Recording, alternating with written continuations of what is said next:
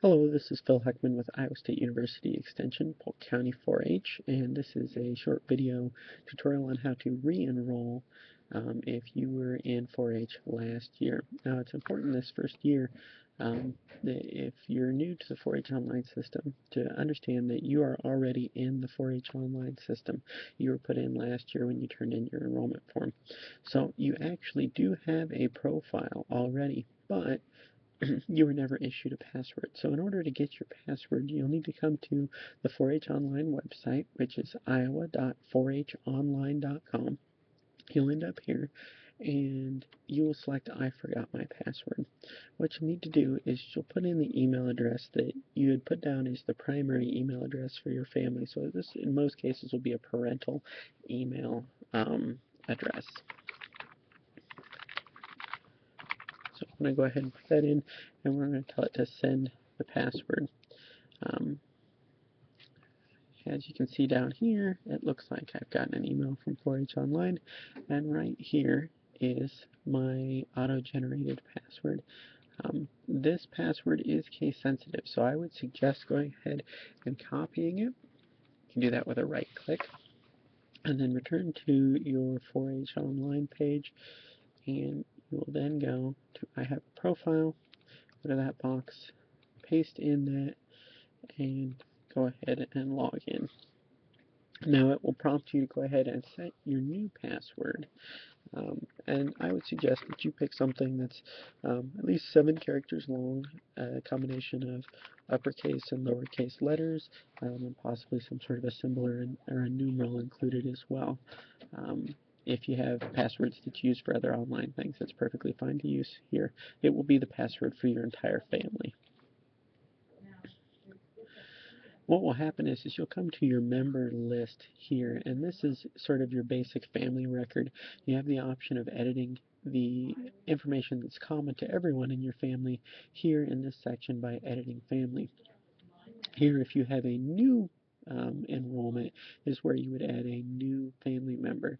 But since we're talking about re-enrolling, what will happen is down here under this member volunteer list, you'll have a list of people that are associated with your club or with your family, and they'll be found right here. Instead of saying edit, because I am an active record here, it will say inactive, and it will give you the option to enroll for the new 4-H year by clicking on this button. I'm going to go ahead and click on this and kind of walk you through the screens that you'll see in the re-enrollment process. So if you click the re-enroll for the new year button, you'll get the personal information page. And you don't have to do much here. This is carried over from year to year, so when your enrollment form was put into the 4-H online system last year, all of this information should have gotten put in there. Please do review it though, check to make sure that everything's accurate. If you have additional information that you would like to put in here, you're certainly welcome to. This is your record, record of your family members, and you have complete control over it. These are all fields that are used for federal reporting, so just double check them and then click on continue.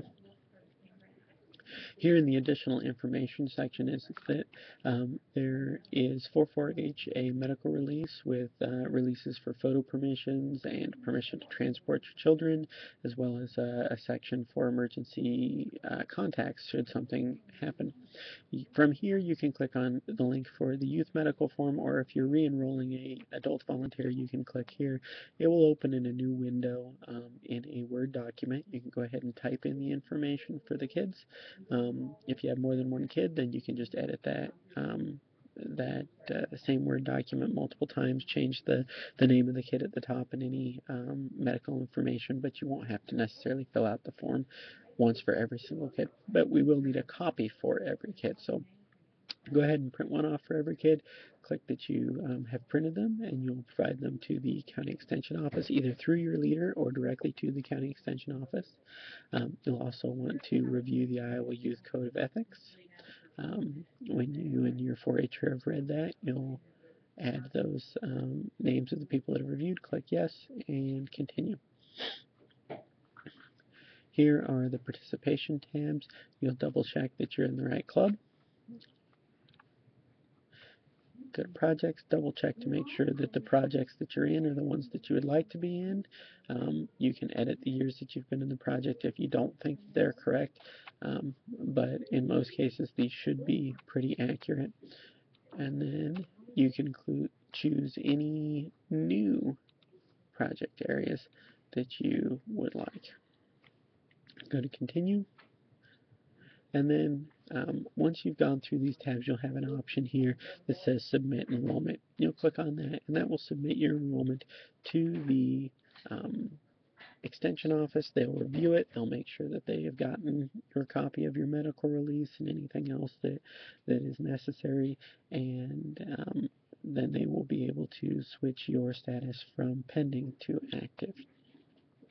If you have any questions, feel free to contact your county extension office. If you go to www.extension.iastate.edu and click on the tab for our offices, there's a spot on the map you can click to get contact information for your county office, and every county office should be able to provide you assistance.